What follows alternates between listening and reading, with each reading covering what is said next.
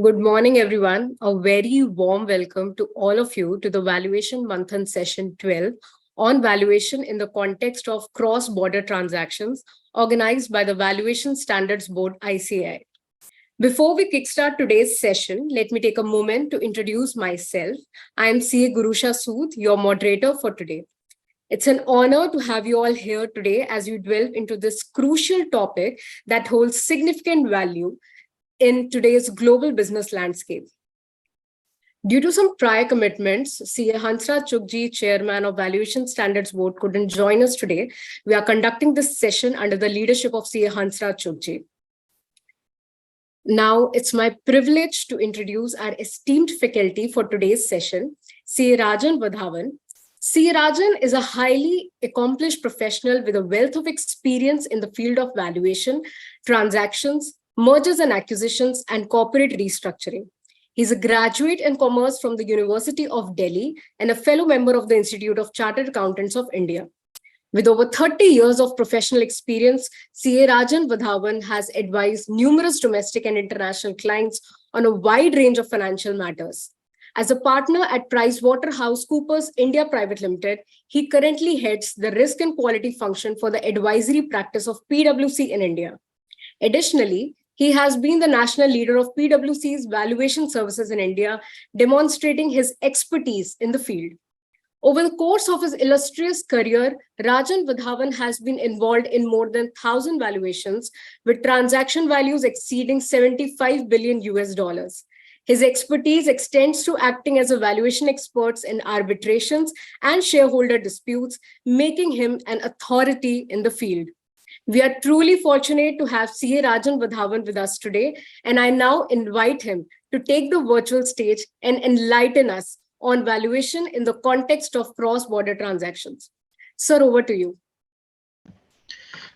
Thank you, Garusha. It's always a pleasure to come back to your alma mater and share your experiences over a long period, what you've seen and all that. So it's always a pleasure. Always enjoy coming and talking to the friends over here and people who are picking up this profession. I remember sometime in 1995 when I just started my first valuations, learning under my seniors and all that, and it was overwhelming experience. That was just the time when India was opening up. It had just opened up its economy, and we used to have a thing called CCI as a basis of valuation, and that was basically used for all the transactions. And then we started learning, and the DCFs and income approach and all that stuff came into play. You'd read about a lot of that stuff in theory, and then you were putting it actually into practice. And it's always a different thing when you're putting theory into practice, because that's where I think, and that's why I think valuation is not something which can precisely be taught. Each case comes into play in its different fold, and that needs to be evaluated from that context when you're coming out with a conclusion or something, or what you're reaching out with an evaluation. Especially post the opening up of the economy, cross-border transactions have been in vogue sometime in, it started in the early 2000s. We were very, very amazed or overawed when overseas acquisitions by Indian corporates started it.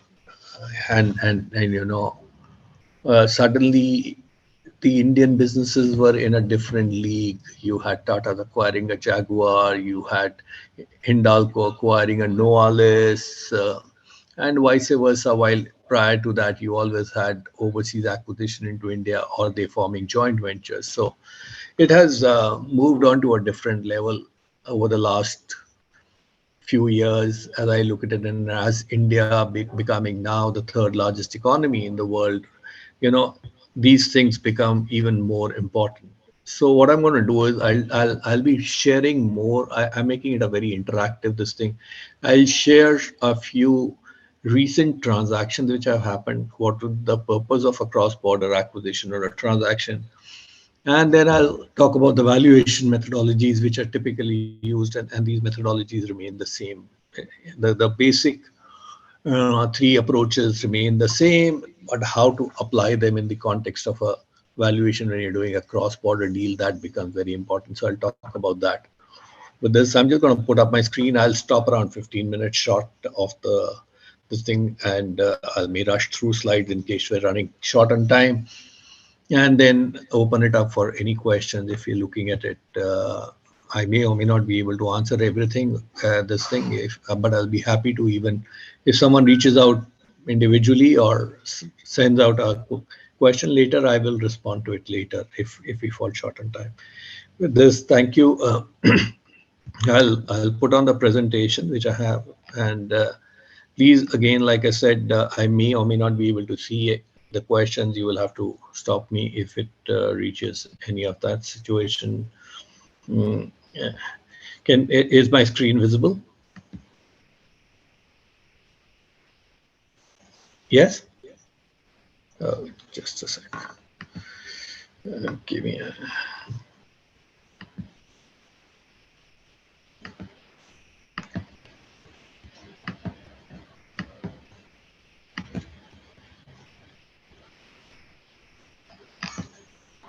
Yes, sir, it is visible now.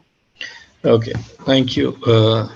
So, like I said, what I'm going to talk about over here is basically talking about introduction, objectives, risk, and all that. The difference between value and price, the approaches, case studies around that, and key value drivers and takeaways. I think regulatory consideration everyone knows, so that can be left it. And if I share the presentation with you, that can be shared with people because it keeps on changing the guidelines around that, especially since now we got registered valuer in place, and more authorities are asking for valuations to be done by a registered valuer, and there's been a change even in last week about AIF and a few other guidelines taking care of that.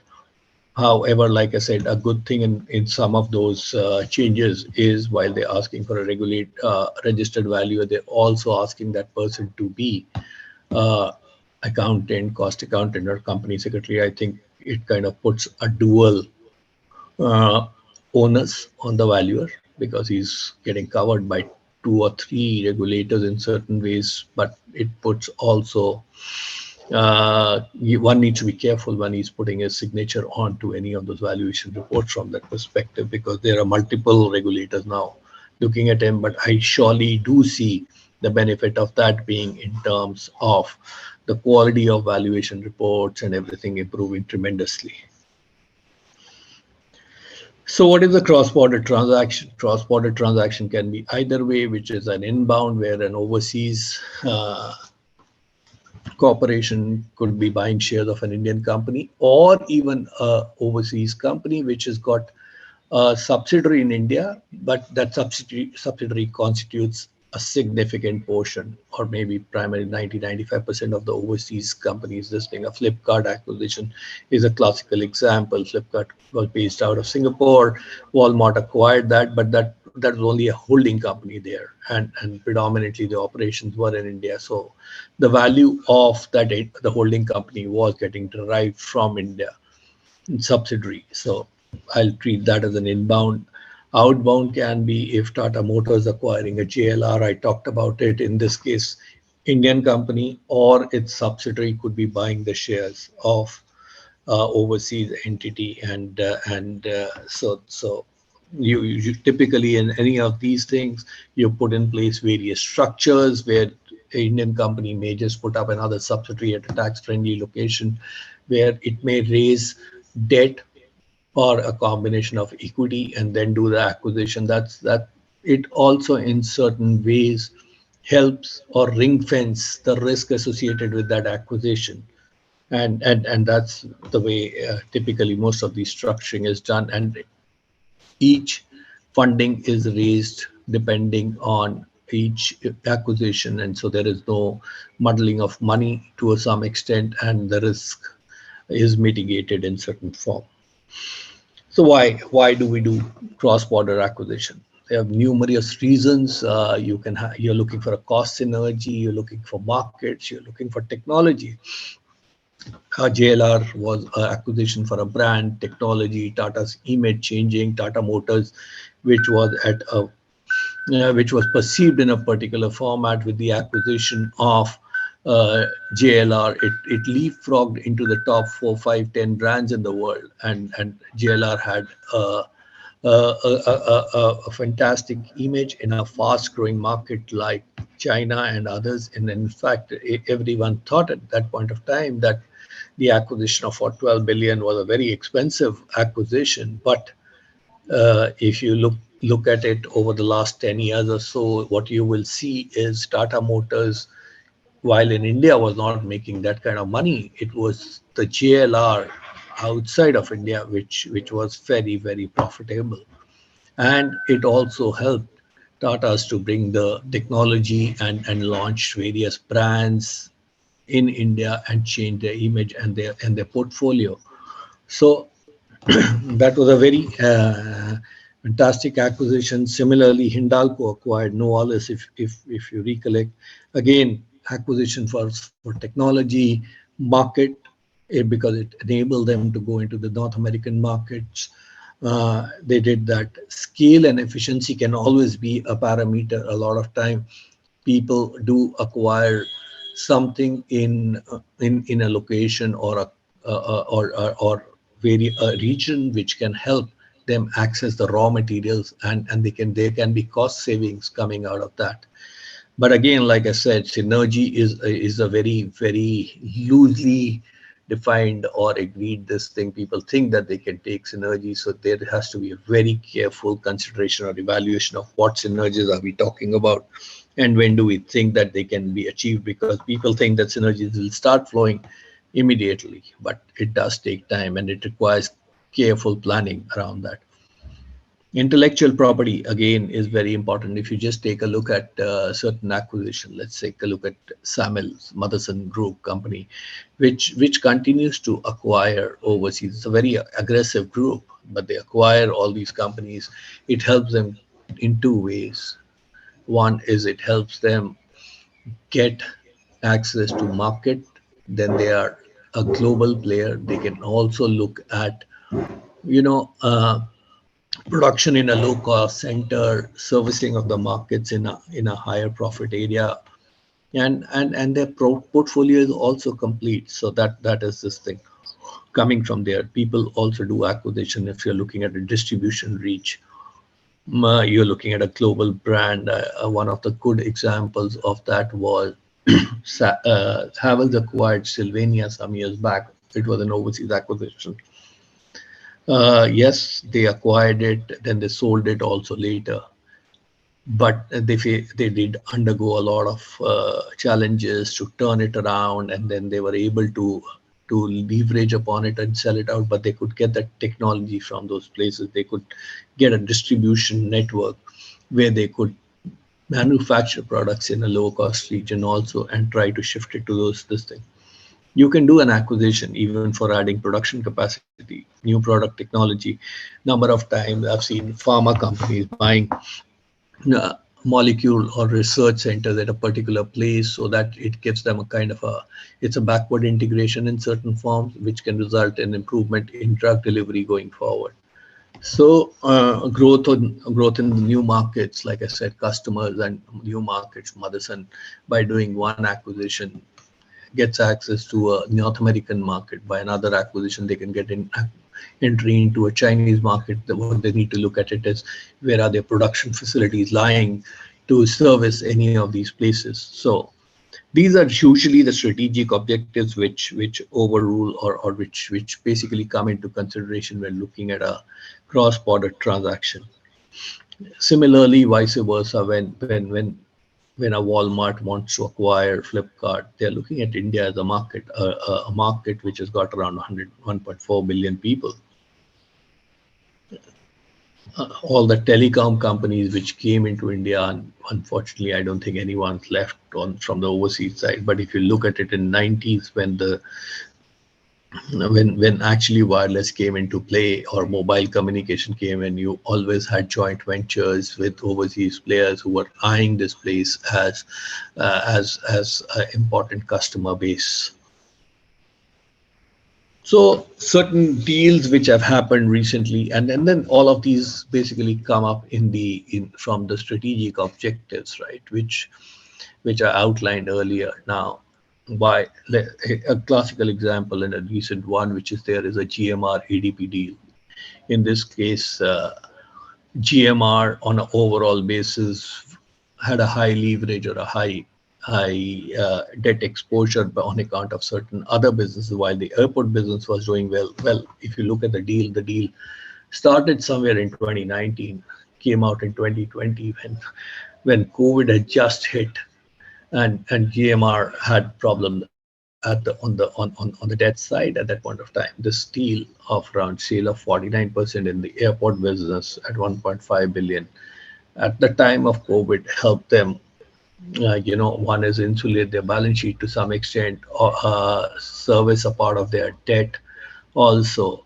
Then the value obviously happened at a EV EBITDA multiple of 5.5, 15.2 on a historical basis. Obviously, you did not have because of COVID which was going on, you could not project in fact any numbers at that point of time, but it was done on a historical basis. It resulted in GMR getting much needed funds at the time of the COVID when everything was closed. On the other side, it also helped them to reduce certain debt which they had at an overall parent level, and it improves this thing. What worked for EDP? They got a larger portfolio. They got a significant stake in one of the fastest growing market. They were willing to wait over there, and now both of them combined are expecting to build larger synergies. It's helped GMR expand and go for more airports in the country. And they can use or leverage on the technology of ADP Group also to streamline their operations in a better way.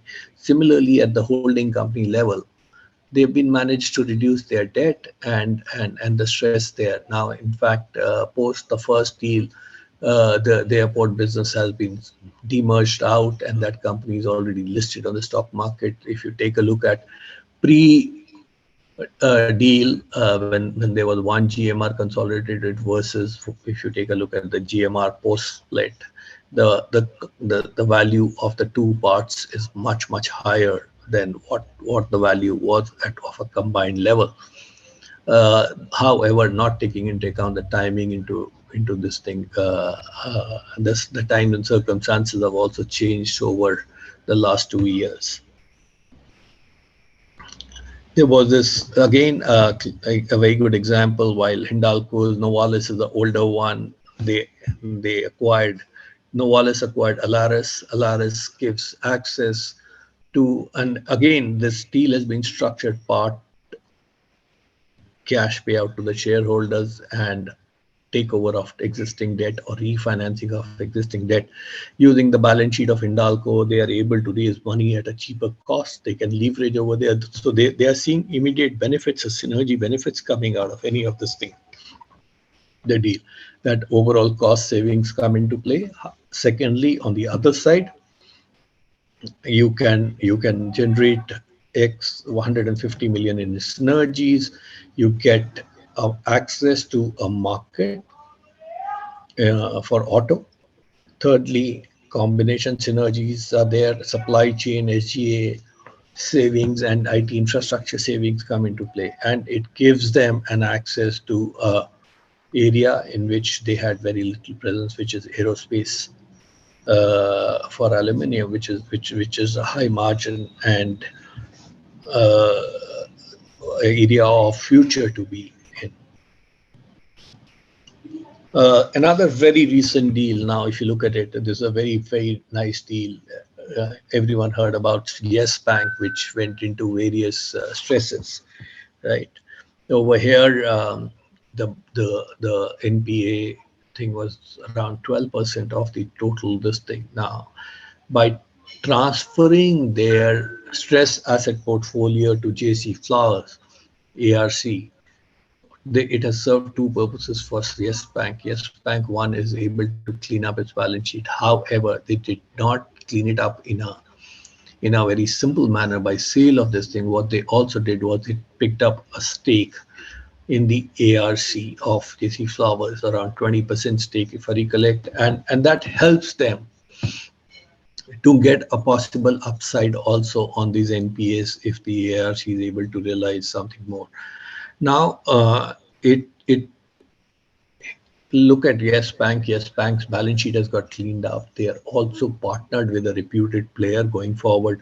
Even they can expand their this thing portfolio once the bank balance sheet is strengthened. They can even put more money into the ARC. They can go after more acquisitions of NPs in that ARC, and ARC can recover money obviously and make profit and get come back to them.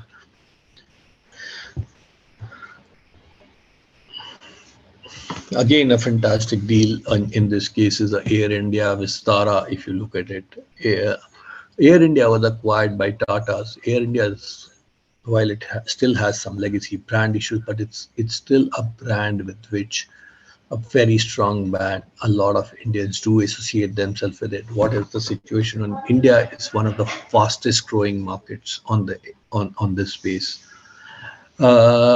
So and they were losing the share. Most of the Indians started traveling via Gulf Airlines and all that.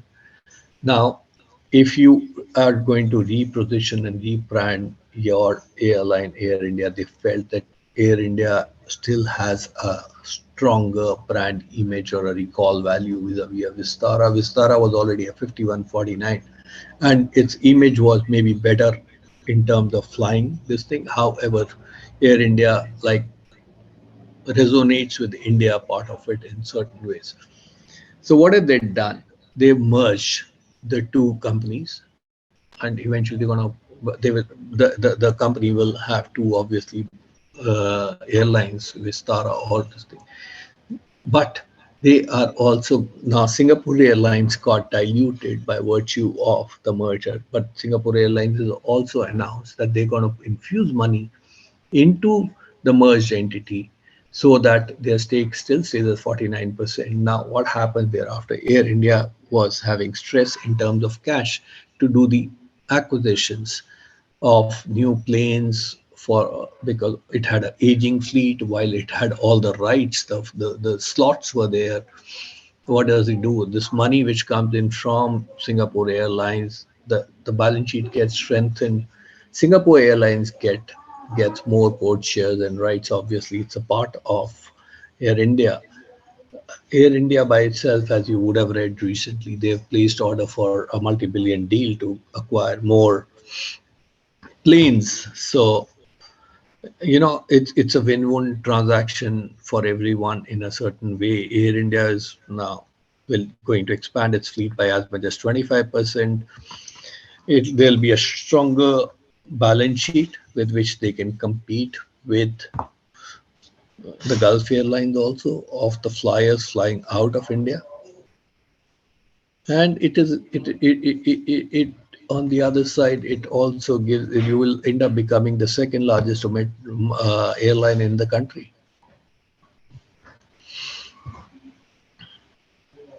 Another recent deal is the Arcelor SR, where they've acquired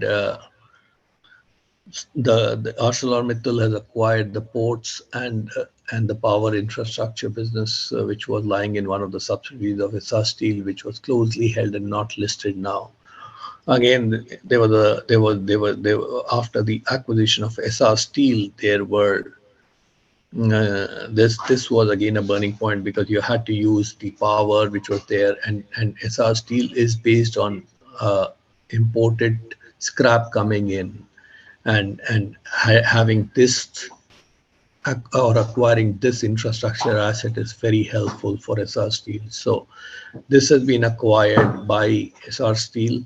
It will give access to the company in terms of strategic ports, power, and you can increase the capacity. And they've agreed also to put up a LNG terminal 50-50 now for the SRs. How does it help? By selling this, their stake in this entity, they've got nearly 1.9 billion or something, 19,000 crores, 2.4 billion came into SR, with which they have retired their debt with the Indian banks. So it cleans up their position. They can again do more investments or expand their operations in India. So the group is virtually debt free now.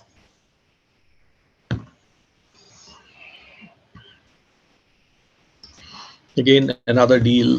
This is the Edelweiss deal. Wealth management you would see over the last 4 or 5 years, has become big business and a fantastic business, and it has been valued in a totally different levels vis-a-vis a traditional business. So a lot of investment bankers or NBFC spun off their business of wealth management out and separately because it's a very highly profitable business. Uh, and Edelweiss did the same in this case. They spun off the wealth management business separately, delisted it. PAG invested into that company. They're going to end up holding around 30% of this thing. Edelweiss shareholders have got stake in both the companies. That is, they continue to hold stake in Edelweiss. They also got stake in Nuama, is what they've called the wealth management business of theirs, and PAG has also got a stake in it now. With this money which has come into the company, Nuama can expand its reach, can take on more assets, expand to 300 cities is what came out over there with this money. Investment management business can expand. They can also invest into more technology platform to maybe offer overseas reach to its clients.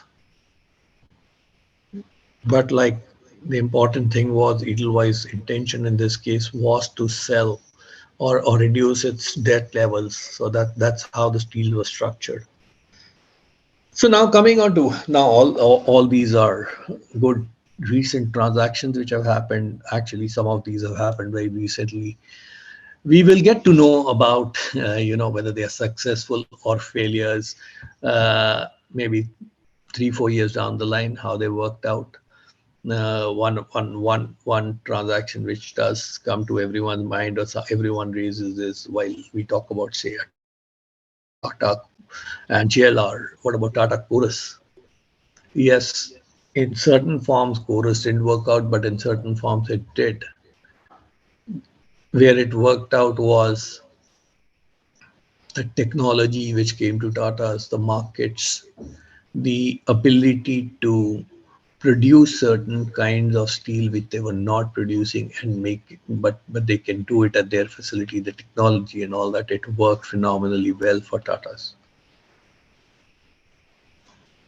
However, like I said, there are multiple risk factors in cross-border transaction, typically which come into play. Are business risk, culture and talent become very important.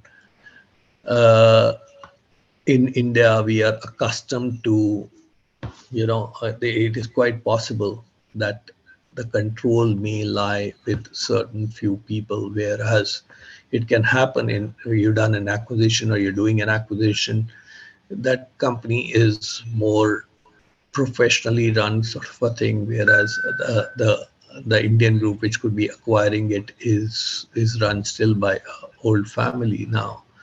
Those are certain cultural things which need to get this thing. I remember on one of the transactions where I was working, you had a very peculiar situation, whereas on the seller side, there were only three people there in that room to discuss. And from my client side, there were around 15 on the other side. It becomes a very overwhelming kind of an experience for someone who's just been acquired and then going to be integrating into it. So those are certain things which come into play whenever uh, one is acquiring any of these things or a cross-border transaction. Culture and talent makes a lot of difference. What is the regulatory environment in the country where you are acquiring?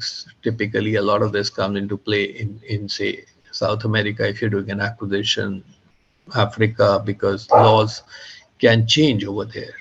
Political stability is a very important consideration when you are buying an asset in a politically unstable location.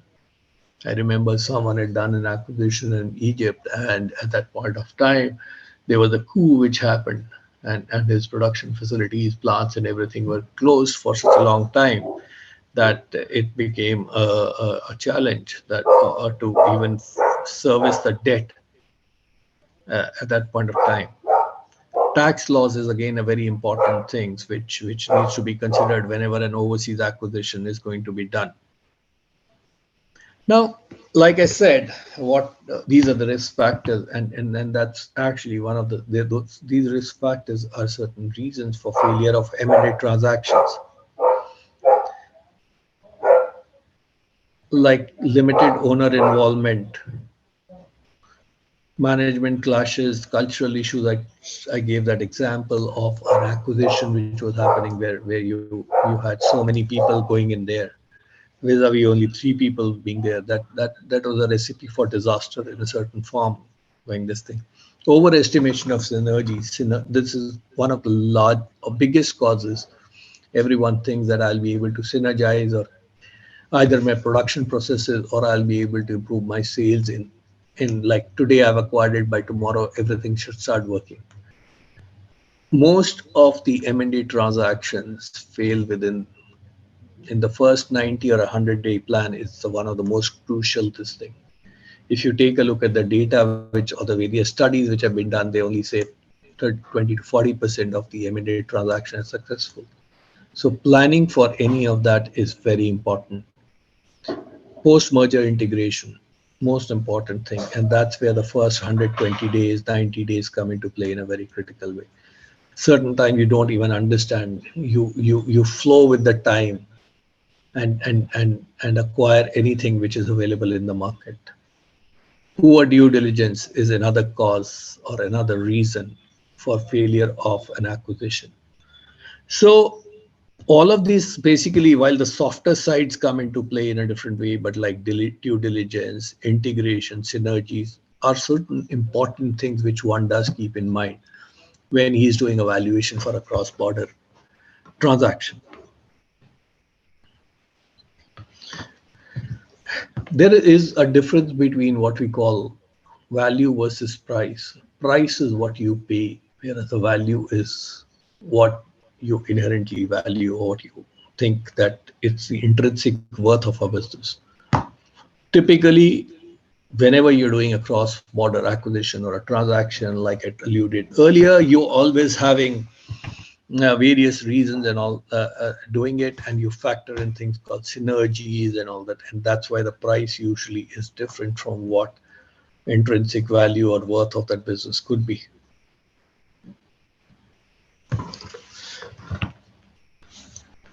You end up paying a price which could be higher than value on account of synergies, controlling interest, various reasons which you think can really be the differentiator between the price and the value. Obviously, you do keep in mind, whether you're getting control, you're not getting control on the transaction or the acquisition which you're doing, whether it is marketable lot. So you do have those DLOMs and DLOCs come into play. The stake which you're buying, is it marketable, non-marketable, is the minority stake? All these things come into play when you're doing any of the valuations for a cross-border transaction. Eventually, it comes down to, do I have people are willing to pay premium or for synergy benefits, the control over the cash flows, or the ability to think that you can change the cash flows or alter the cash flows, or what control you have over the cash flows.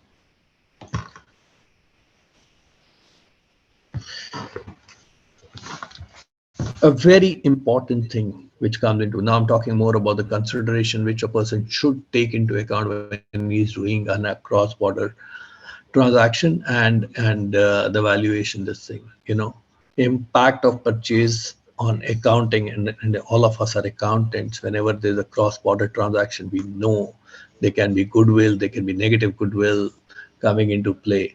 Thorough thinking of the value or the price or the valuations which you're doing for any cross-border transaction are important, that the implications of that on your balance sheet are analyzed prior to going into the transaction.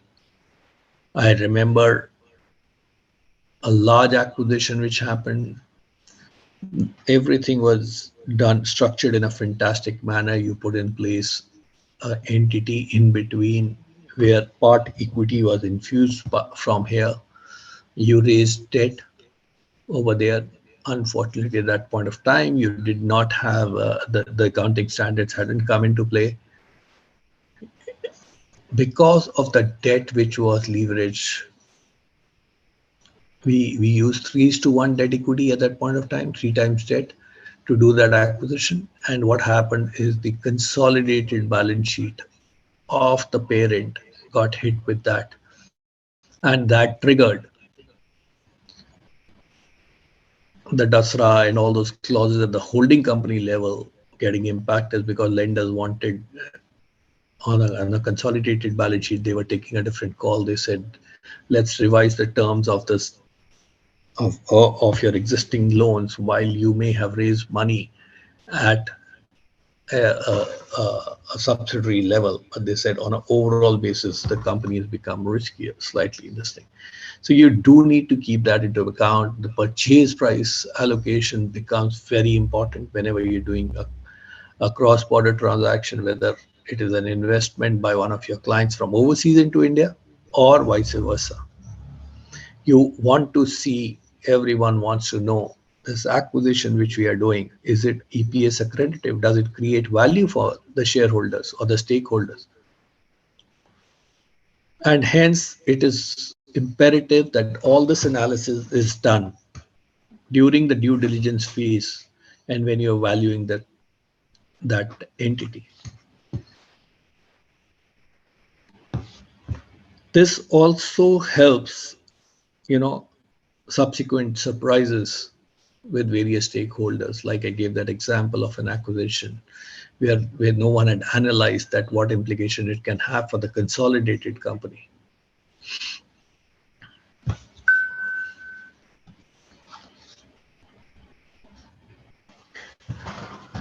What are the common valuation approaches which are used? Like I said at the beginning of the slide deck or the presentation, the valuation methodologies remain the same, which the approaches are the same: income approach, market approach, cost approach.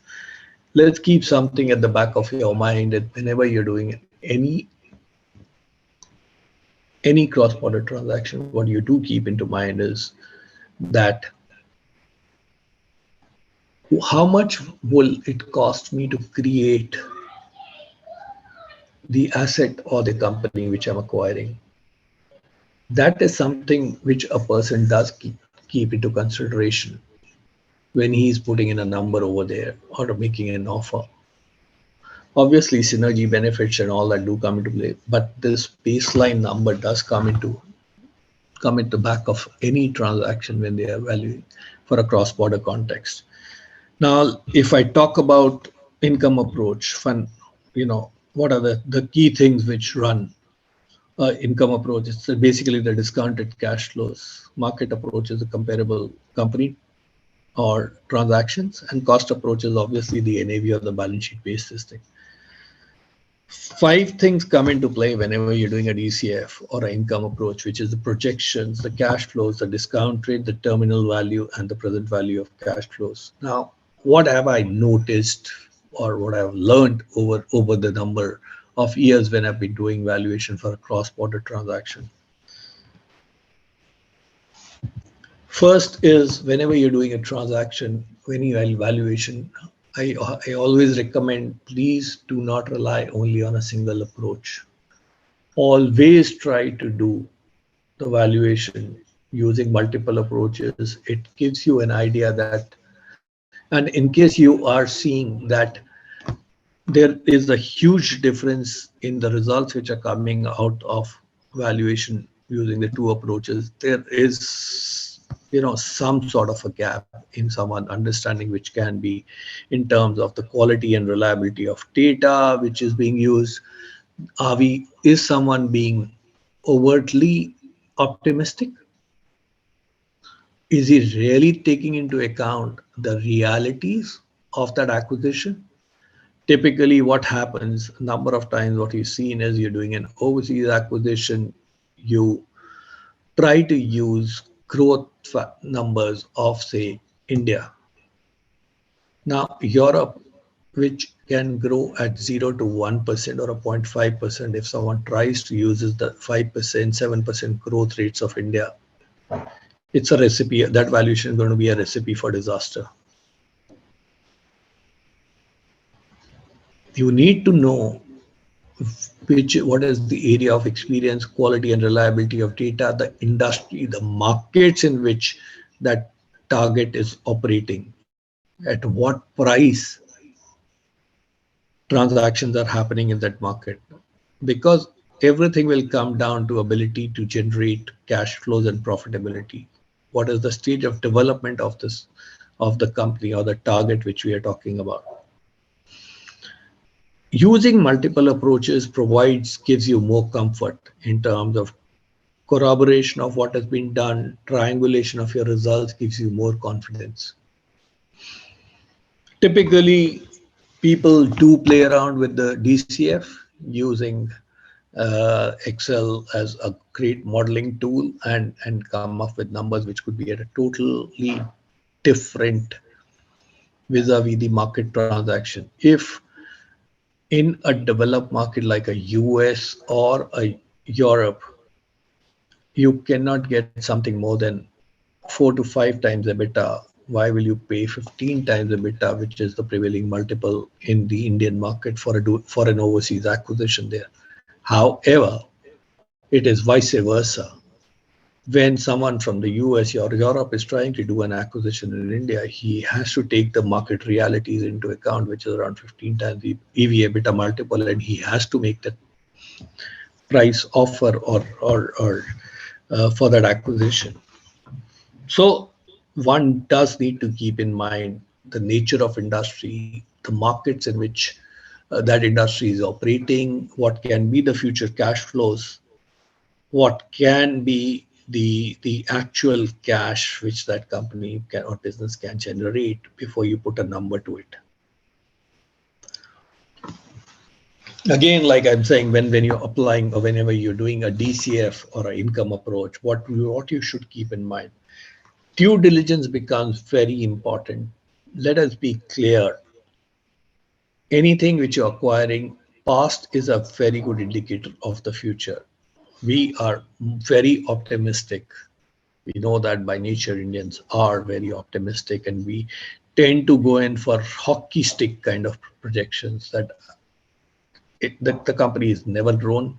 It has always been growing at 5-7%, but suddenly after I take over, it will start growing at 20, 30, 40%. Doesn't make sense. Those kind of, it's not possible. If that had been possible, unless until obviously it was a sick company or something like that, or it was not operating at its capacity. And there are logical reasons why the growth can happen at those levels. It is not possible, because if the overall market is growing only at a percentage X, and you say that I'm going to grow at X plus delta, that is only possible in two ways. One is I am either buying or going to eat into someone else's share to achieve that kind of a growth. So that needs to be evaluated with a bit of professional skepticism or analysis before you put a number onto this thing.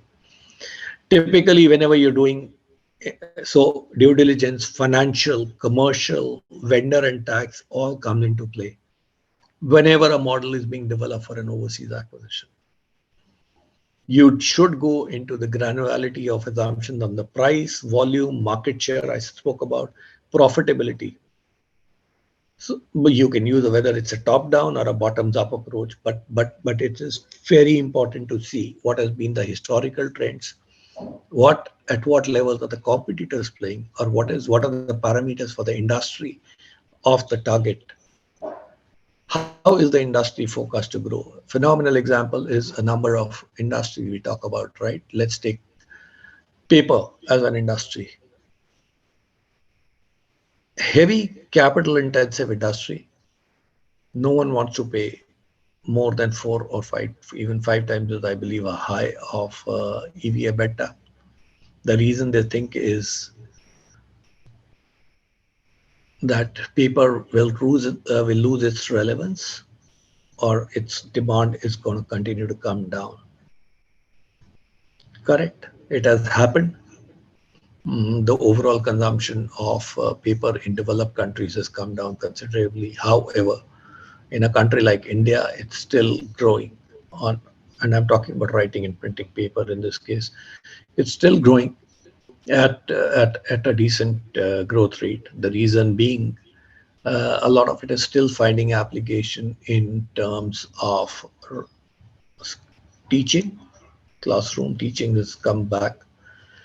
It is still relevant in terms of as the economy is growing, files and everything, people are still retaining on paper in a certain form, which should not be, well, it'll come down. But if you see the fortunes of Indian paper industry in last 3 4 years, they've improved substantially from what it was. Now that's counterintuitive to if someone thinks that this is an industry which should die down. So, but I do need to keep in mind that this is an industry which will last or which may have a limited lifespan. So I should only pay X times of that, and that's why the overall multiple on a EV EBITDA basis around, it doesn't go beyond 5, which in say 10 years back was say 7 to 10. So it has come down. How is the Dean rationale incorporated into the forecast? Like I said, synergy benefits. Today, its cost is so much. Can I? And typically, this happens in the case of NBFCs when they are buying the portfolios. They clearly see larger the portfolio can be serviced by still a lower number of people at the back end. So I can the semi-variable cost can be brought down considerably, and the synergy benefits can come in even when I'm acquiring a portfolio. So that is the way they are pricing it in their model. How realistic the synergies have been incorporated into the forecast, that is to be kept in mind. Obviously, going concern does come into play for any asset which you're acquiring or any business which you're acquiring. Again, certain things which are usually missed out, one-time transaction expenses which a business may incur, has an adjustment being made into the forecast for any of this thing. Short and medium-term impacts of events like COVID, have they been kept into account? Sufficient capital expenditure and working capital has been included. This is one of the most underrated or underfactored thing in any business valuations, at least I've come across. People think that they do not need to incur any capex, eh, but is seriously someone taken a look at what the capacity which you're buying to achieve a particular growth? Can it be achieved with the, will you face capacity constraints? Another phenomenal one is on the tech side. People think that I don't need to do anything. I may not need to hire people.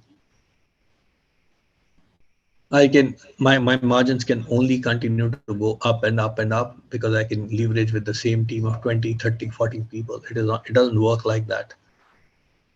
Somewhere down the line, you will need to put up more office space as you continue to expand.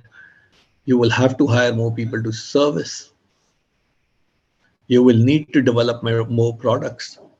All those things need to be factored into your projections.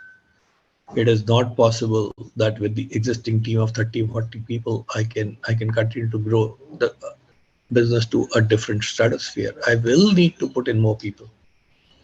I will need to hire. I will need to create more office space. I will need to incur expenditure, capex on either laptops, cloud, and all those things. So because if it was like that, you got an empirical evidence of all the IT companies. Their margins stay in a particular band. They don't just go on to that 40, 50, 60 kind of levels. They stay in a particular band because competitive pressures and all these costs have to come into play. Projected financial at the end of it for any cross-border transaction are the bedrock. If you got your model wrong, your value will be wrong.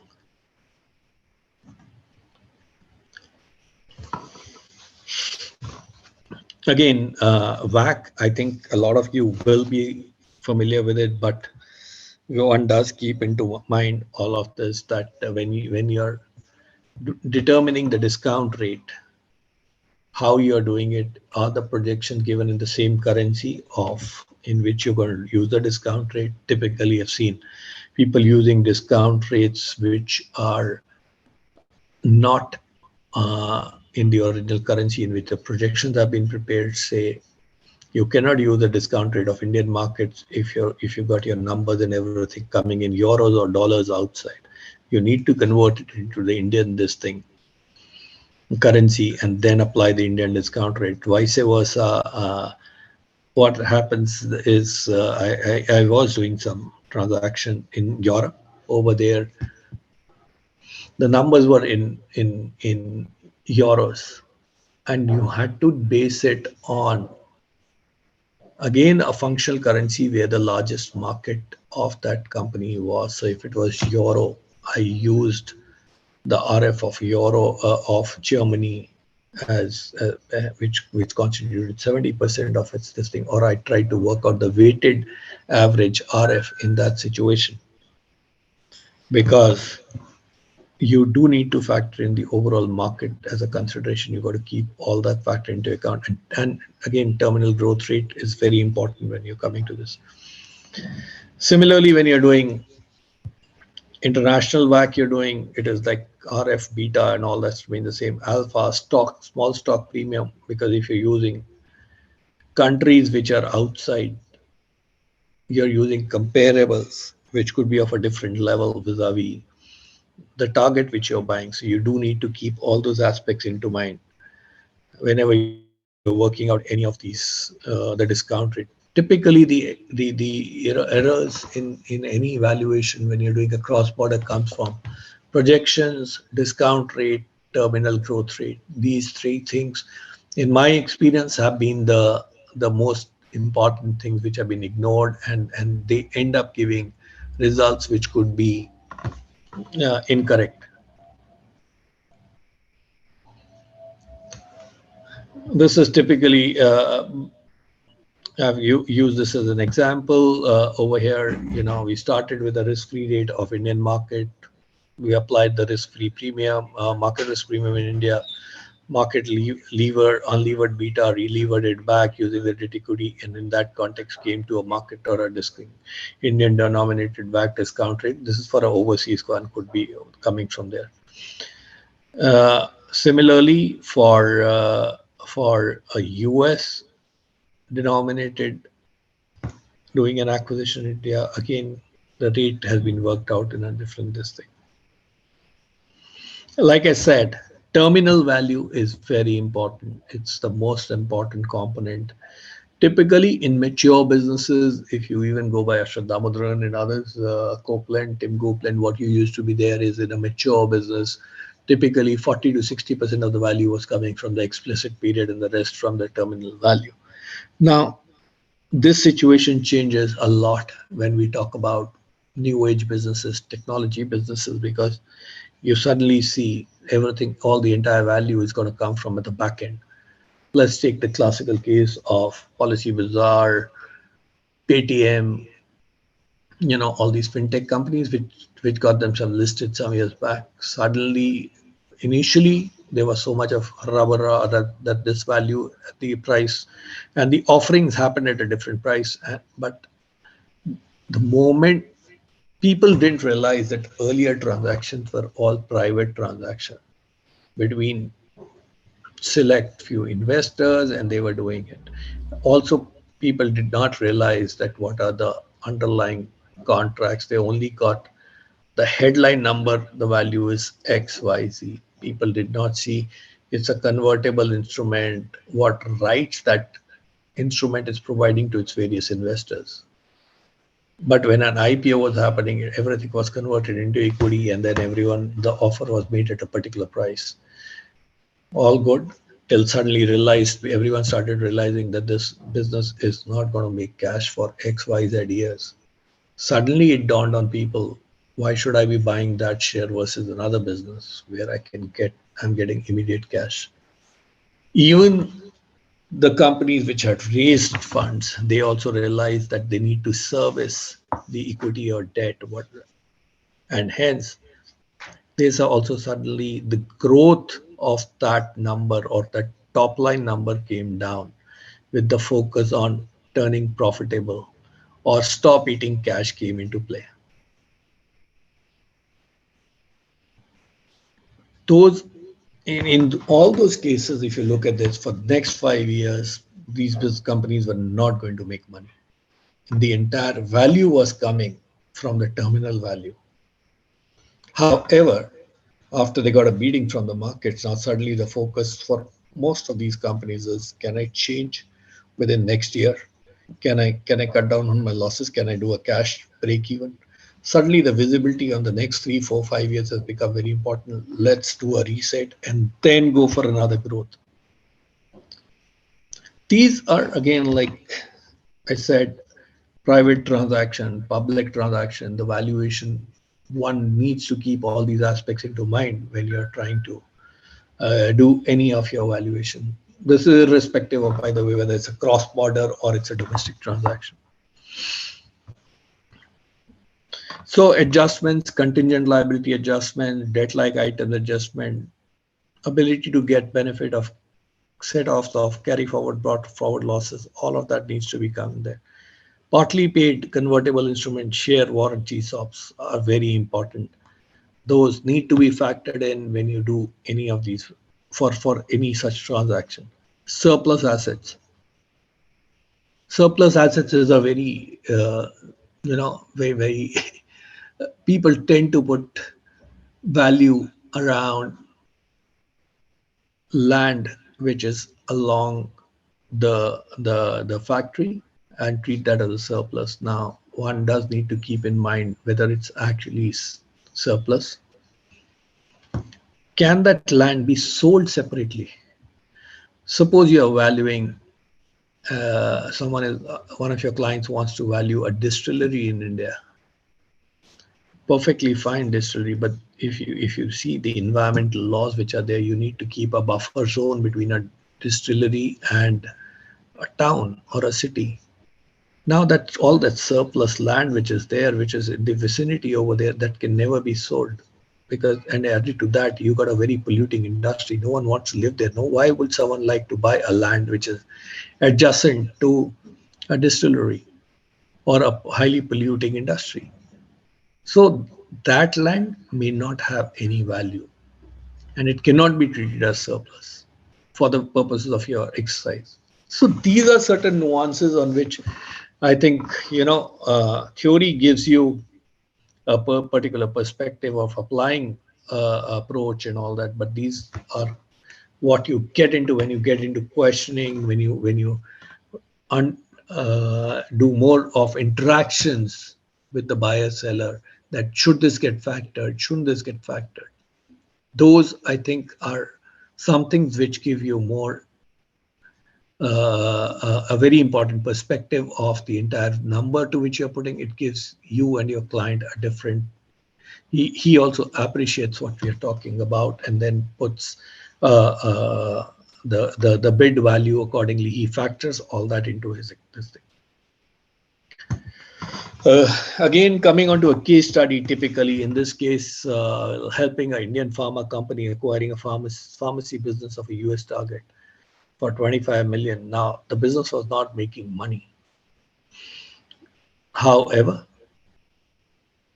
the buyer would get access to number of hospitals. Secondly, the location of the distribution, this thing was very critical because it offered or provided an opportunity to the buyer that he can push more products or more this thing from this thing, and those assets he could not have got even if you were to do a replacement buy of all those locations and assets. It would have cost him much more. So US based discount rate was commuted, which included a small stock premium. Terminal growth for US economy was considered, not for India, where the acquirer was based and growing at a phenomenal this thing. Blend was used, and the tax was based on federal structure as well as the state tax was used as a competition. We kept in mind, if the purchase price acquisition is going to happen, will I get a tab benefit on the tangible assets which are being bought, or or even the intangibles which are being acquired. All those things were kept into mind or taken into consideration when you were putting a price or you were giving a number to your client. So just to give you an example over here, the growth rates, if you look at it, net revenue, 2.5% terminal growth with this thing, all these numbers were in US dollars. EBITDA similarly kept in mind, taking into account if it's only achieved 1%, 2% with synergy benefits, they talked about 3.5%. Tax again kept in mind, depreciation, capex is very important if you take a look at it. What is going to be the initial capex to reach a particular growth, and then at the end in the terminal this thing it was only came down to depreciation being equal, so you're talking about a replacement. So what you're basically talking about is whatever growth is going to happen at the end of it is the inflation linked, price linked kind of a growth, because there's no capacity available. Discount rate again calculated accordingly, and then the number was given to the client. 25 million is what I said was the this thing. Vice versa case, Indian modular and kitchen manufacturer being acquired by someone from overseas, a large multinational. This thing, they were acquiring 49% stake in the Indian company.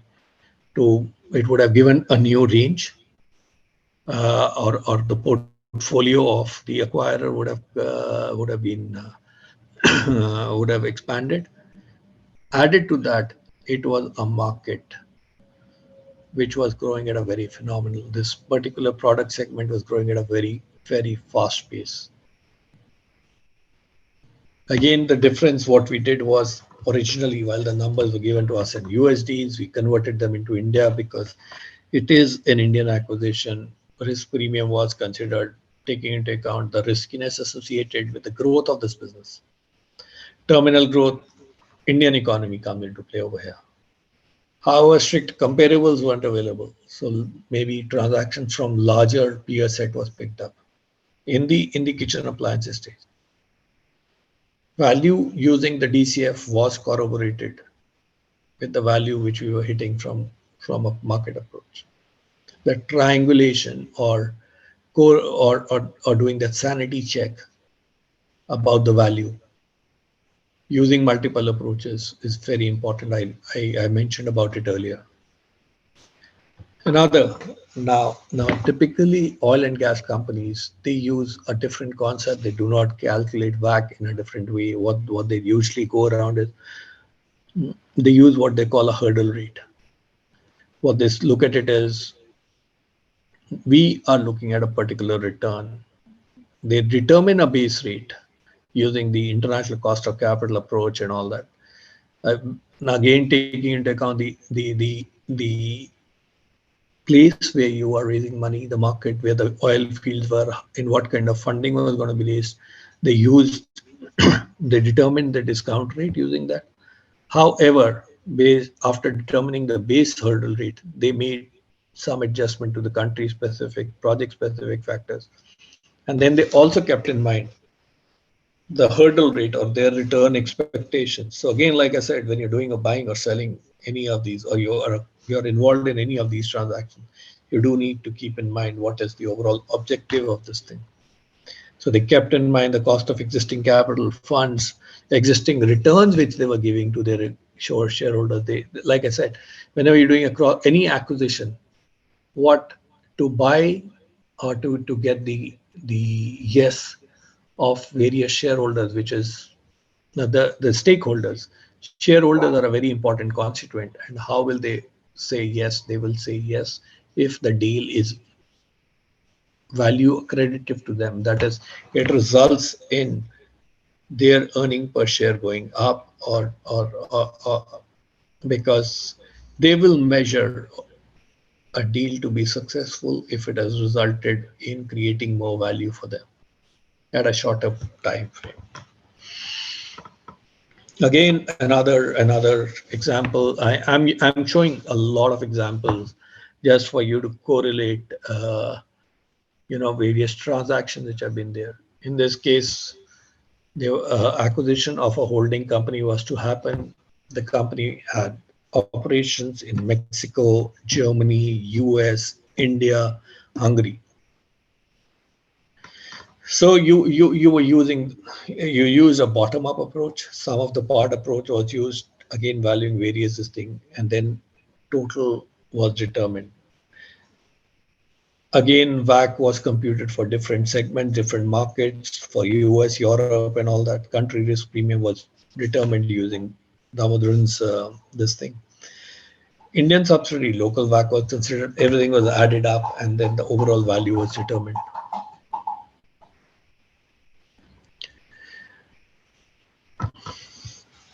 This is again a restructuring of a Indian auto part manufacturer, one of the largest in the world. If you look at them, they've restructured the operation. It took nearly 2 years. When we were valuing this entity, we had to go down. We had to separate the India business with the overseas business. Then in the overseas business, you had to take into account again, there would be holding company for the European, there could be holding company for US operations, Africa operations. Again, these when you're going to value these holding companies, you use a bottom-up approach, value the underlying companies underneath them, and come up with a value for each of them. Then make adjustments for debt at each holding company level to come up with the equity value, and then it flows up over there.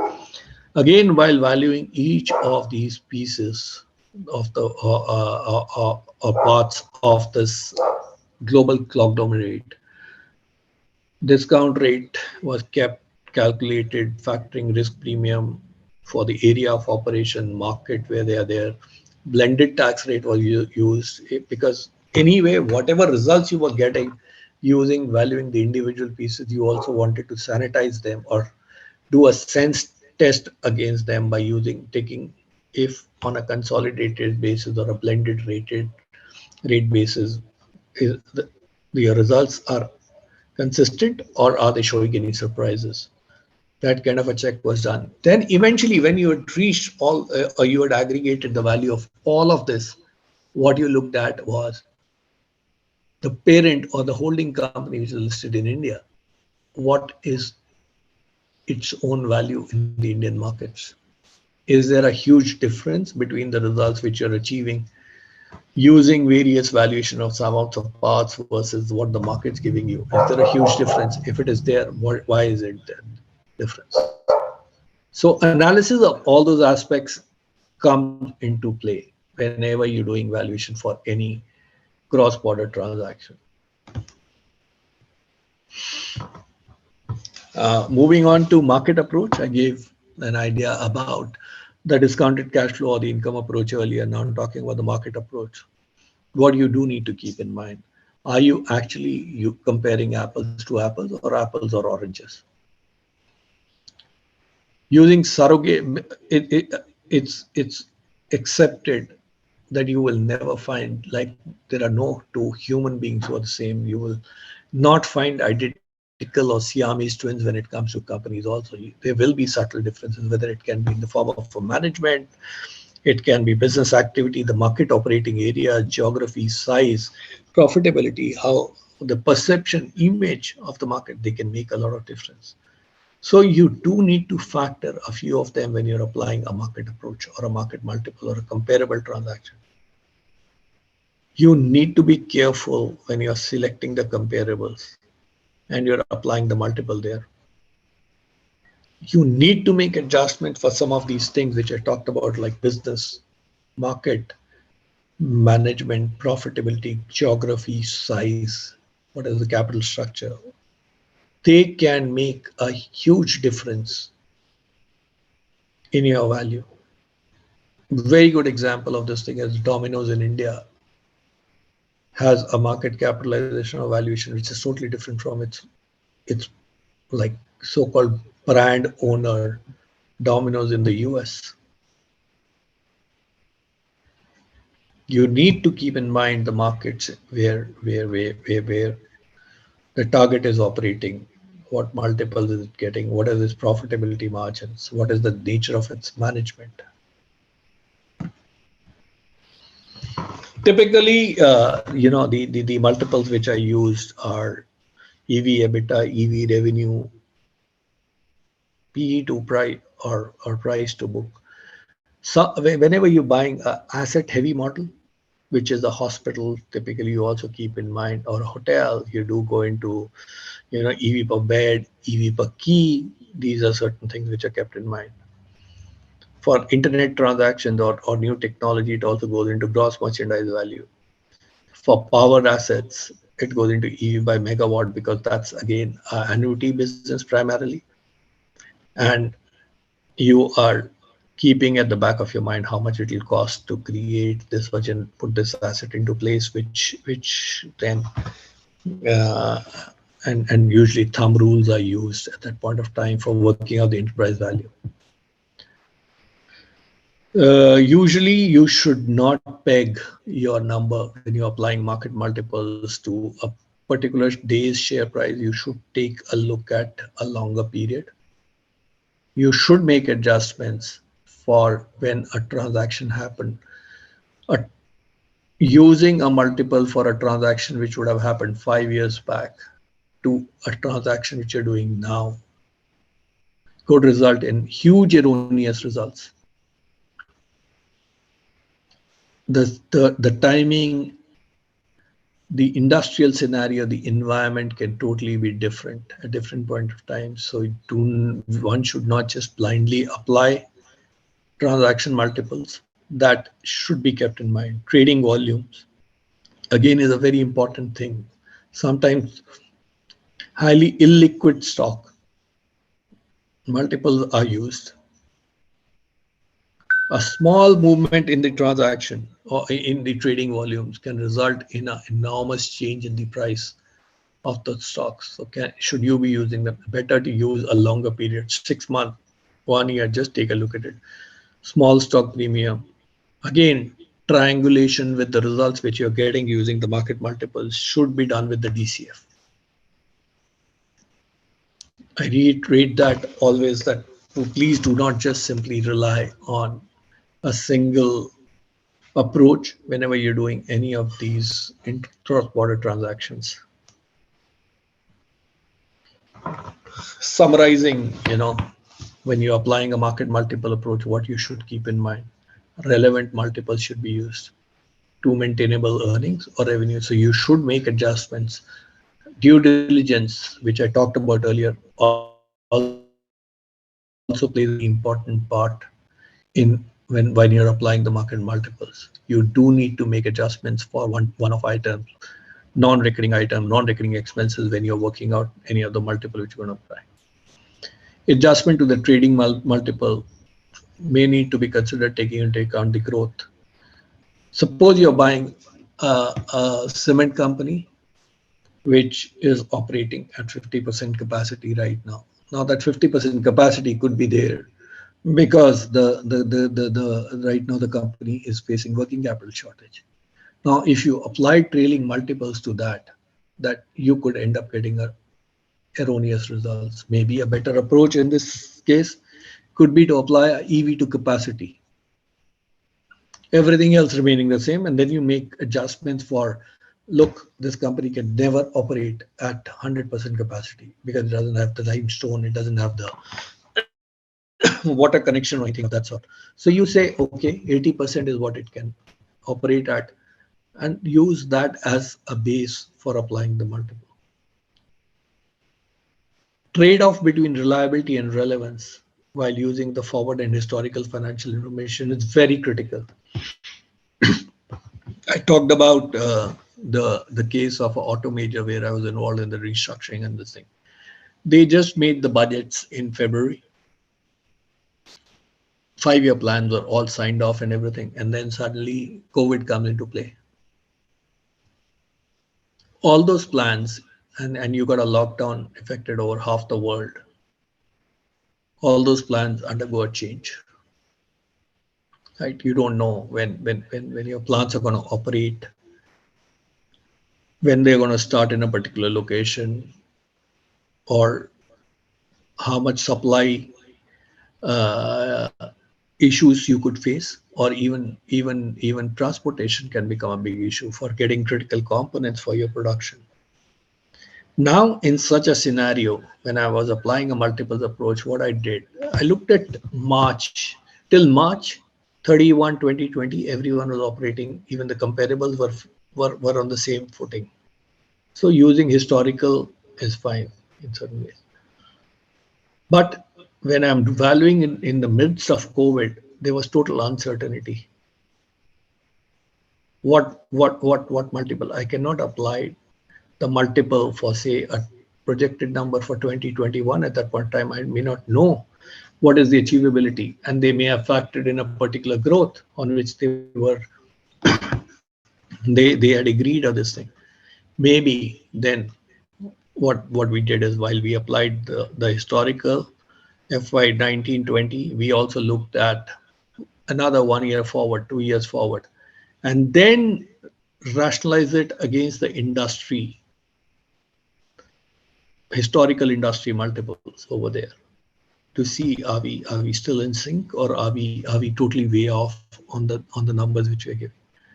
So all those nuances do need to be kept in mind, especially for a cross-border situation.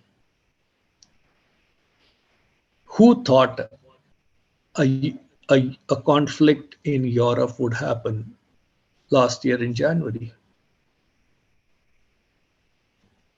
You may not be able to apply the multiples using the trailing 12 months of December 21 for a transaction which you're thinking of doing in Europe in post the conflict which happened, because you don't know what growth will happen in Europe, taking into account this conflict.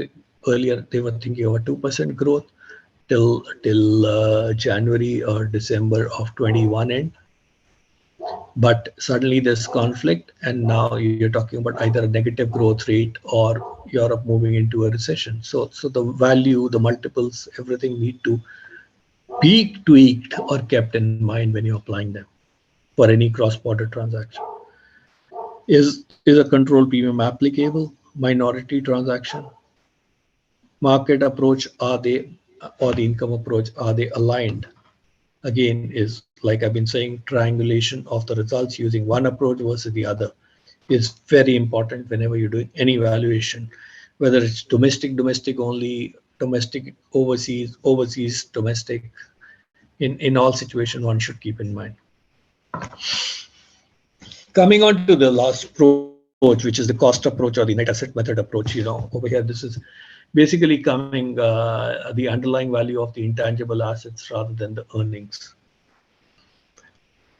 Usually, you do take into account, this can be there for a hotel asset, a hospital asset. You do keep all this into account.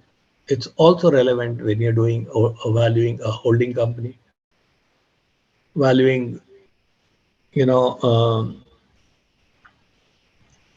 like I spoke about that auto major, right? Over there, you got a holding company. While what you may do is if you're using a sum of the parts approach, each individual business could get valued, or entity could get valued using either the DCF or and multiples. But when I'm adding up or coming to the value at the top, I am using the sum of the parts, or basically replacing value of each investment in a particular territory with the value which I've arrived against that using the other approaches. So again, reiterating the importance of this thing, triangulation and consistency are the key. Comparable transaction, I'm used this as an example illustration. NAV was throwing a value of 50, just the book value I'm talking about. When you did your analysis, comparable transaction threw up a number of 85 to 35. Comparable company throws up a number of 75 to 125. DCF 100 to 150. DCF, by the way, typically does give a premium over any of this thing because you're looking at the future and trying to put a number over there. I think in such a situation, triangulation, getting all this on a chart is helpful before you give your range, rather than giving 100 to 150 in certain other sense tests are showing you that it can go down to as low as 75 to 85. The range which you can recommend is 100 to 125. So coming on to the summary of all that what we've been discussing, key valuation drivers, income approach. DCF deal made models are always as robust as the underlying projections. You can end up getting absurd results. It's garbage in, garbage out. Application of mind is very critical to the projection which you've got. One needs to do a thorough analysis of what is being projected vis-a-vis what actually has been achieved in the past. CapEx changes in working capital should be realistic. I gave you that classical example, or I talked about it, especially for technology companies. People tend to ignore the CapEx and money which will get locked up in working capital, especially in service industries. So the working capital can become a guzzler. Terminal value, again, I spoke, can constitute 50% of the value, long-term growth, capex, margin, again, but nature of industry makes a lot of difference. A Paytm, Policy Bazaar, 90-95% of the value was coming, it's still there coming from the terminal value. The discount rate should be holistically capture the entire risk profile, capital structure. It should keep in mind, like I said, which is the operating territory, where are you operating, what is your market, nature of business. All those aspects should be kept, size of the business, all those things should be kept in mind. Funding, those aspects need to be considered when you're doing any other valuation for any of this thing. Market approach, again, apply the multiple to the specific matrix which is relevant to the target. Do not try to apply a EV EBITDA to a hotel or a hospital, because that could end up giving you a wrong result. You should look at things like capacity. A sugar mill usually goes on a TPD, cement goes on the capacity basis, power goes on a megawatt basis. You can do your analysis using the other approaches, but these are certain parameters should be kept in mind when you're applying any of those multiples. Important thing, revenues, EBITDAs, and everything should be normalized when you're applying a multiple. One-off expenses, one-off revenues, uncertainty of a revenue in a cross-border transaction. It is very important to keep in mind aspect that with this acquisition, can a customer be lost? If that customer goes away, what will be the impact on my revenues or EBITDA going forward? These things do need to be kept in mind when you're applying a multiples. I already spoken about growth, profitability, size, geographic reach. These are again factors which one does need to keep in mind.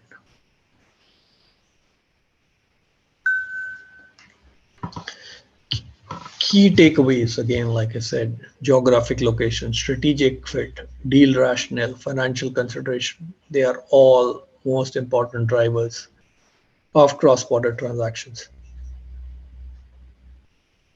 You do an acquisition to fuel your growth, or take you to a growth in a different manner. Let's take the case of Facebook. It acquired WhatsApp. For what? Because it could realize at that time WhatsApp was not making money, but they realized that I can use WhatsApp, I can monetize it at a particular point of time. Similarly, Google acquired, Google Maps, but they also acquired some other ways to, and they killed it because they said, no, we can make more money out of this thing. Certain transactions you also do to kill a brand or kill a competition. All those aspects, like I said, again, are very, very critical, which should be kept in mind because they are very critical drivers for any cross-border transaction.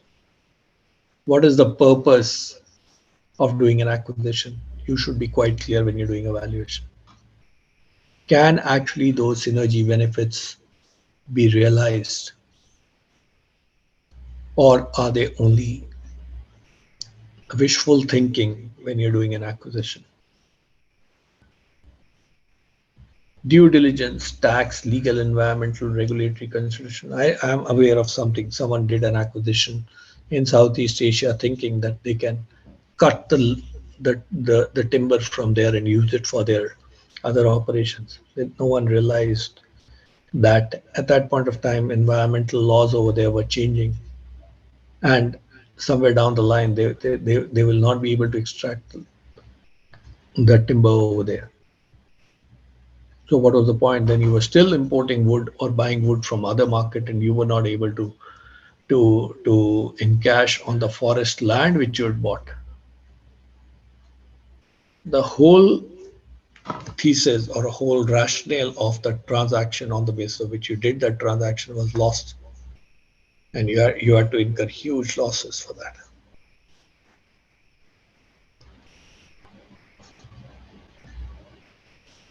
Another trend which you will notice is increasingly equity or stock is being used as a currency for any of these transactions.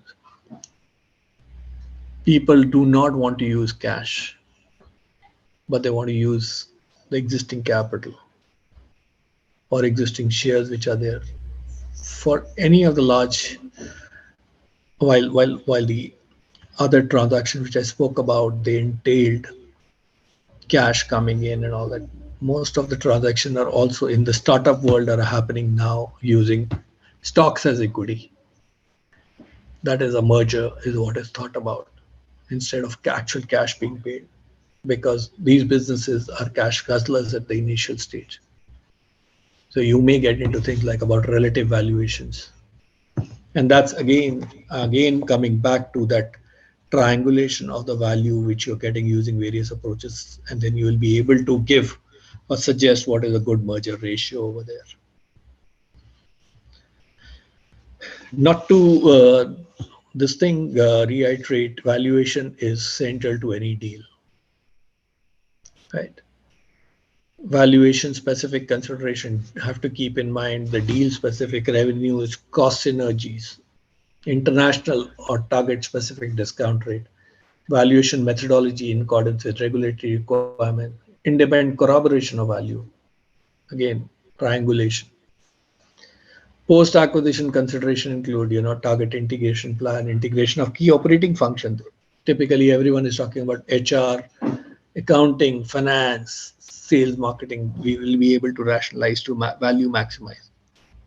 Is it actually going to happen? What's the plan around that? One should keep into mind. Is it realizable actually? Suppose someone says that I can reduce the cost of this target by 5% on selling and all that, and his cost of the post acquisition cost of selling cost will come down to 8%. Why, if I am myself not able to, I'm operating at 14%, how can I expect my target's cost to come down to 8% if they've also been operating at 14%? Some of these things need to be tested, or need to be questioned. I won't say tested because testing only happens later, but you need to understand, is this an energy or this synergy benefits or cost saving measures, can they get realized that fast as what you're going to be paying the price? Very important things, but they can have a huge impact on your result and actual cash flows.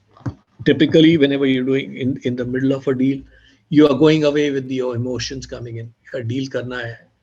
FOMO comes into play, fear of missing out. What if I miss out? There are four other guys who are bidding for it. No one wants to lose a deal, right? But then valuation is critical. Sometimes your client may appreciate that if you missed out on a deal also. Again, like I said, current value of assets, due diligence, renegotiation of the deal price could be required depending on what you may have initially bid, taking into account your findings, your suggestions. Your client could end up renegotiating the final price also. No, this is not achievable, but you've said it's achievable. The cost of certain CVP, you've thought that this modernization, the, the target may have factored something that's not achievable at that cost. So you can ask or you can seek readjustment to the price also on account of this thing. Again, financial reporting, but impact on the balance sheet under US GAAP, IFRS, Ind AS needs to be kept in mind, depending on who your client is, and keeping in mind the synergy benefits. I'm not going to talk much about all this. The law is now keeps changing, like I said. But typically, these are the things which have been put in place now for preferential issue, application valuation methodology, 231 valuation methods are laid out, registered value as a concept has come in, RBI, FEMA, again coming in, registered value, or SEBI. SEBI is increasingly moving towards the concept of registered valuer. However, I think the good thing for us as chartered accountants is that they are asking that registered valuer also to be accountant or a company secretary or ICWA. But they've laid out all this thing. Similarly, for income tax is still on an accountant basis because I think some of their valuations are asset based or based on historical accounting and not on the fair value. So they want the chartered accountant to sign off on that. I have finished it a bit early in and I can open it up for questions right now if that's okay with everyone.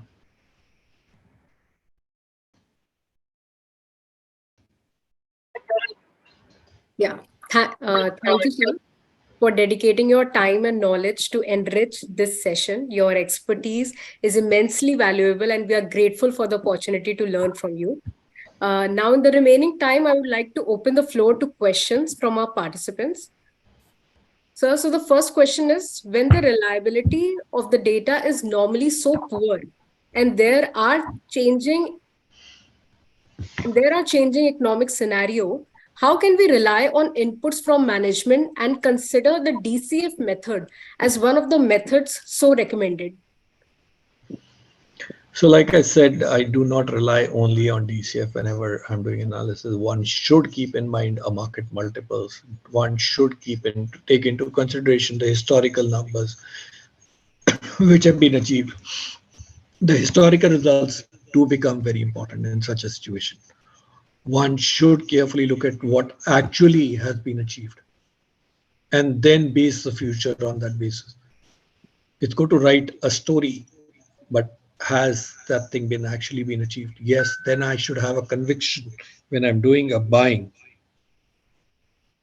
that can I change it. Professional skepticism on any of those numbers should be applied.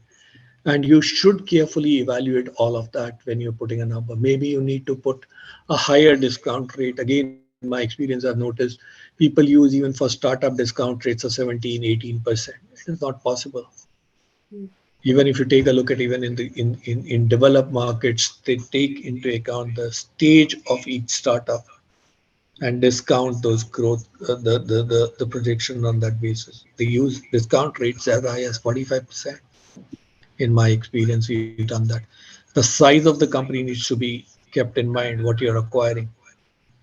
People want to compare it with the largest in the market. Now, is it actually you're valuing just a company which is just an idea? Can you really apply a multiple of Alibaba, Google, Yahoo onto it?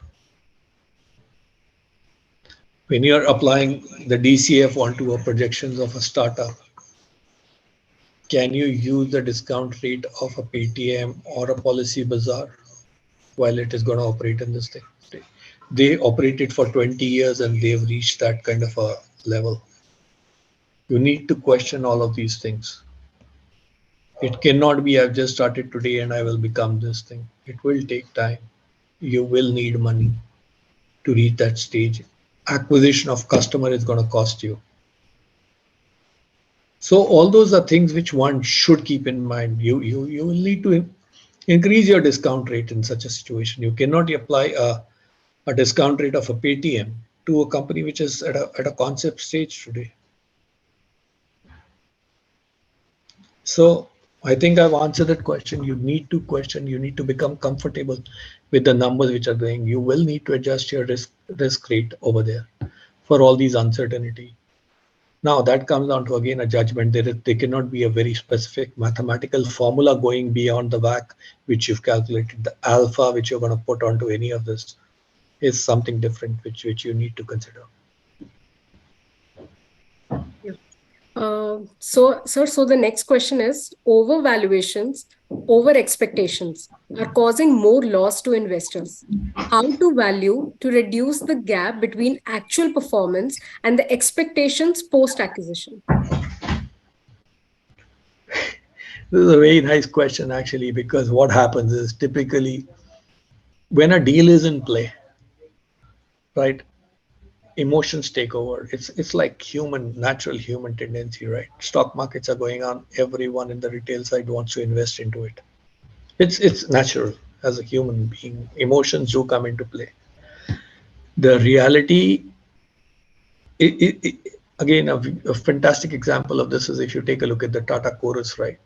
There were bidders which went into it. It went into a last like bidding situation where the sellers put themselves up on the block and you had 12 rounds of bidding going on, one with the Brazilian Rio Tinto and then over here, Tata Steel doing it. Everyone was putting the price and then it came down to finally who's the highest price, and only this many rounds is what will happen. Typically, investment bankers put again, they want to maximize the value for the person who's selling, right? If you are advising a buyer on the other side, they will always try to put two or three buyers against each other.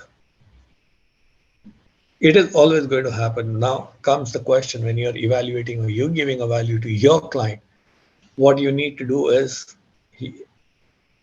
sometimes it is like, no, this price has to be this. You start factoring in what all benefits which are there. Do not factor them perhaps. When you're getting into a negotiation, you do not go with the highest price, factoring in all the things at that point of time. Maybe you start increasing your price slowly during the course of the negotiation, that this I can factor this benefit coming in, so I'm willing to share all of this. Now comes you once you paid the price, you've gone to your shareholder showing that this is positive for you. You've done the acquisition. But in actuality, like I said, the synergy benefits and all those things can take longer than what you may have factored in into your transaction. It can take, and reality can be different from what you may have thought when you were doing a deal. And like I said, at that point of time, it is not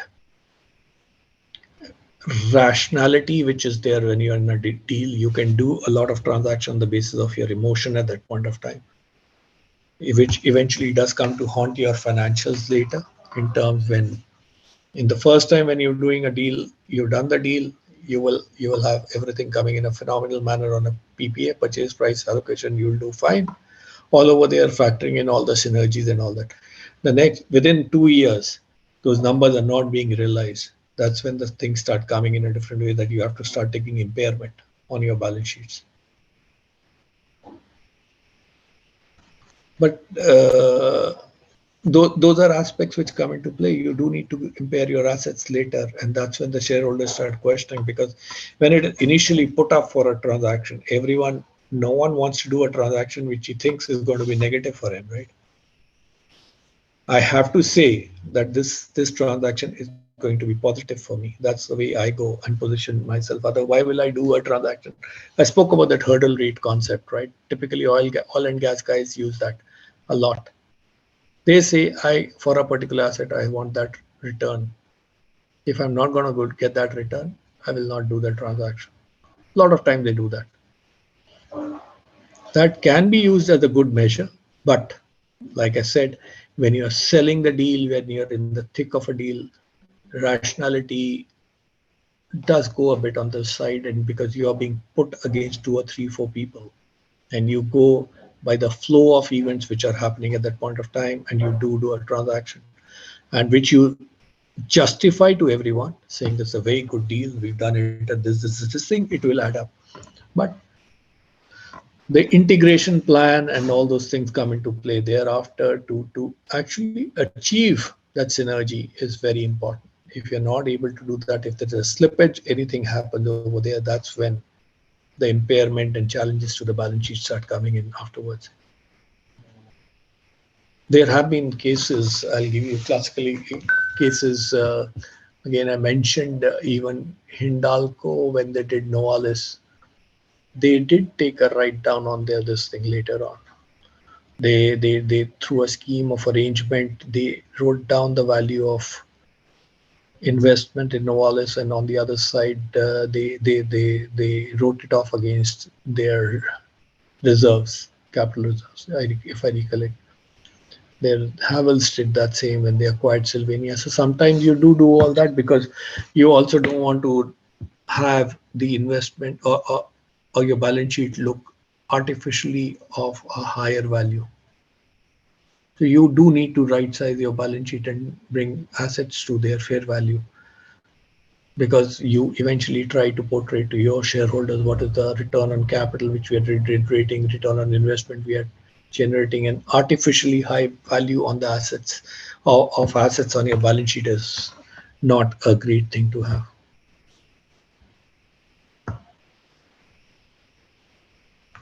Sir, the next question is, what time span should be considered under DCF method, and how that should be determined? See, again, typically we ask for a 5 year period at least. However, for a new startup industry or a startup situation, you may need to look for a longer period, because it's too short a period. A 3 year, 5 year period can be a very short period. You may need to extend the projection. Once you may get it from 5 years, then you may need to keep in mind certain constraints which are there maybe for by another 4 5 years. Typically this happens a lot for financial services, technology, fintech, insurance, again retail. These are not the businesses which reach a particular optimum stage in 3 to 5 years also. So 5 years is what you could get from the company perhaps, or your client, and then you may need to extend them using a feeding growth model into your this thing, or that before you think that the business can reach a mature level for you to apply a terminal value growth which is rational. A very good example of this is IT industry. If you look at it in historically, I'm saying in 90s, early 2000s, all the Infosys, TCSs of the world, they were growing at 20, 30, 40% year on year basis, right? When they were growing at that pace, for 5 years, you will get that 40% pace. And if you suddenly say on from the sixth year when I'm applying the terminal value, I will apply again a 40% growth rate or a CAGR of last 5 years, it may give you very erroneous results. What you may do is, okay, another 5, 10 years, start bringing that 40 down, taper it down to a particular growth, which can be on various assumptions, 3 years, 5 years, 7 years, and then apply again a terminal value with growth, which will be in line with the overall growth of the economy parameters and where it is. So those are the certain adjustments which one does need to do, taking into account case by case situation. The other side is DCF is one side, but you also do keep in mind what is the market playing, giving you the if the shares are freely tradable in the market, what price is the market giving you? It cannot happen that you're getting 100 in the market and DCF is throwing a 500. There is something fundamentally wrong, unless until on the market side there hardly any trading and market is not a good indicator. There has to be some reason, and that's why I keep using that word triangulation of your numbers is very important. Sir, so the next question is, what are significant points that a written valuation report needs to take into consideration? uh, Actually, Report is somehow is what I think is a very important part, plays into your this thing. Whatever results or conclusion which you reach, they need to be most defensible. And that defense of your conclusion lies in the report and how you present the aspects over there. So whenever even if I'm doing something for IBB, I always tell them is report is the most critical thing for us as valuers.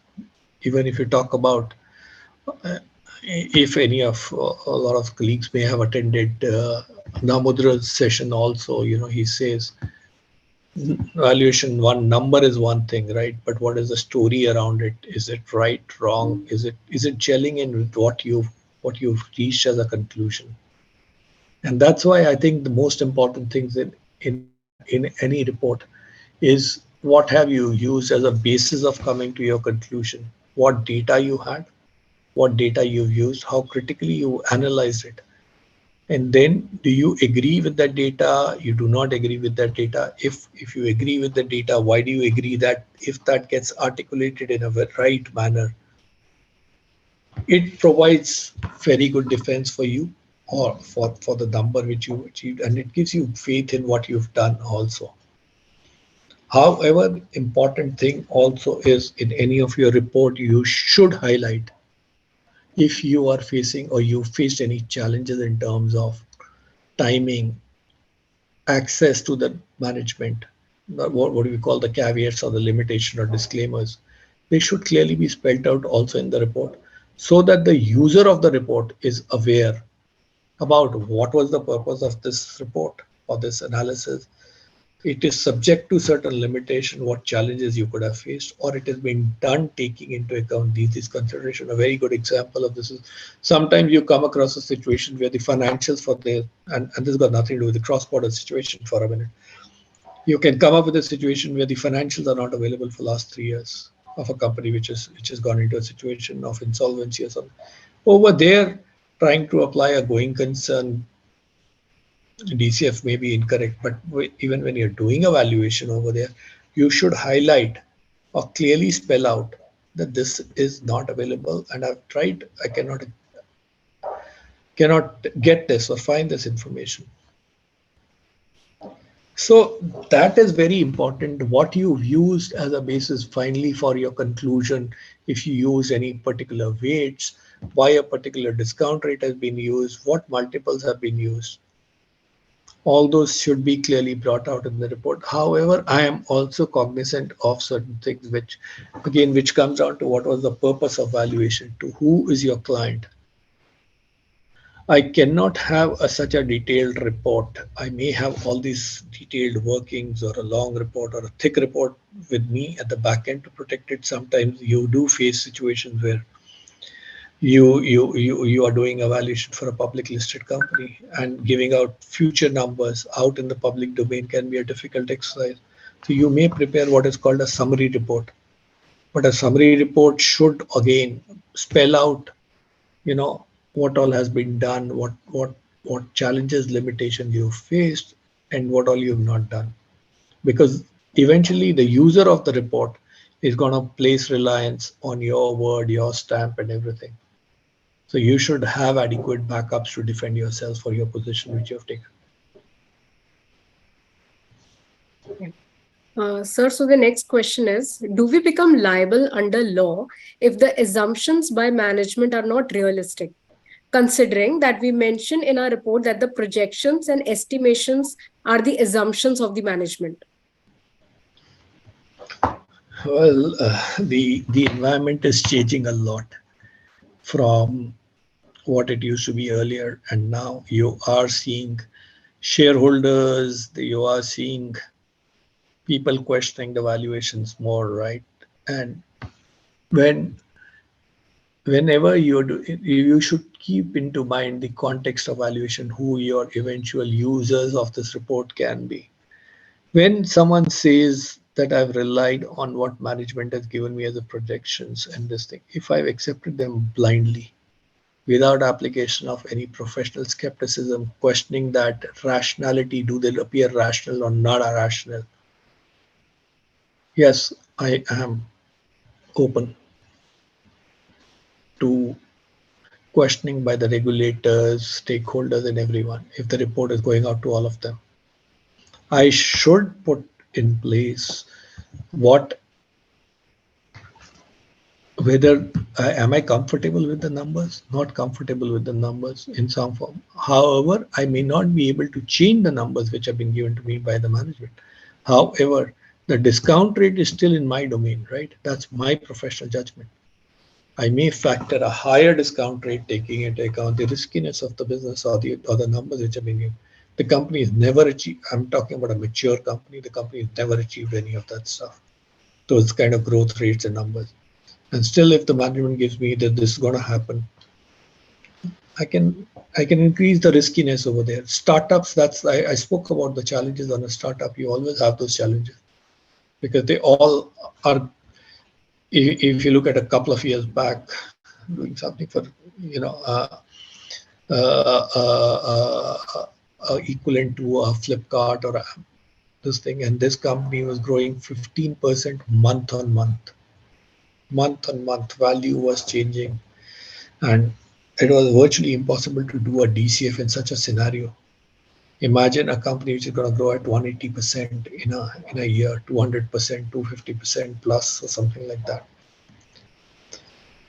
What you do keep in mind, and mind was so typically GMV and all that was being used. The growth rates were of that kind of a nature, 400%, 500% year on.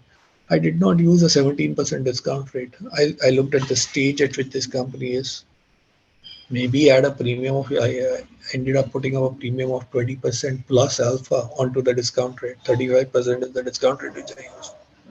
Because I also realized over there that to reach those particular scales, it will need to hire so many people. That ratio there, after the company becomes mature, those ratios are much more defined. There are other players in the same space sector who could be there, who are operating on certain parameters. They will come into play. You will need to incur costs on hardware, software, because as the customers grows, you need to invest into that. You cannot operate on the same parameters on which you may have been operating when you've got 100 customers versus when you've got a 5,000 customers. So discount rate is what you will play around with in typically a lot of these situations. You will not, because management is not going to change, and you can't have a situation where you are valuing using your own assumptions. You question those assumptions or the projections which have been given to you. You make adjustments onto your discount rates and come to a value. That's the way I've been doing it, putting all that reasoning in the report. Yeah. Thank you. So the next question is, does any regulators in India like RBI, FEMA, or let's say others, they look at the valuation in case of overseas acquisition on foreign company investing in India? No, so let me get the question. Are they saying that any regulator, say RBI or a SEBI or anyone, can they look at any transaction when an overseas person is buying into a company which is based in India? Is, Correct. is that the fair question? Well, RBI usually under FEMA uh, is basically putting in place, what we call the floor or the cap. The floor in the sense when you do a valuation under FEMA and you have a situation where someone is buying in India, if you set, they say you do the valuation and whatever valuation is given, anything above that is fine. RBI doesn't get into the details thereafter. Similarly, if you're doing an acquisition from India to overseas, they say if you value that asset, someone is given a valuation report, use that as a cap. That you cannot go beyond that because it entails flow of money out from the country, and in the other case, it's flow of money into the country. So they say floor is the case, you can do any transaction at higher than that. However, there are other regulators which can come into play for any of the valuations which you may do for any of these cross-border transactions, i.e. tax. Income tax authorities can come into play. In certain cases, even ED comes into play, depending on the nature of transaction or what it entails, what it is about. You can have regulators in the form of even SEBI or someone else looking at it depending on the transaction. So you do have these regulators coming into play. Even SFIO, I know in certain cases has come into play where the money has vanished after coming into India, and vice versa, where money has gone out for overseas acquisition, but it has disappeared.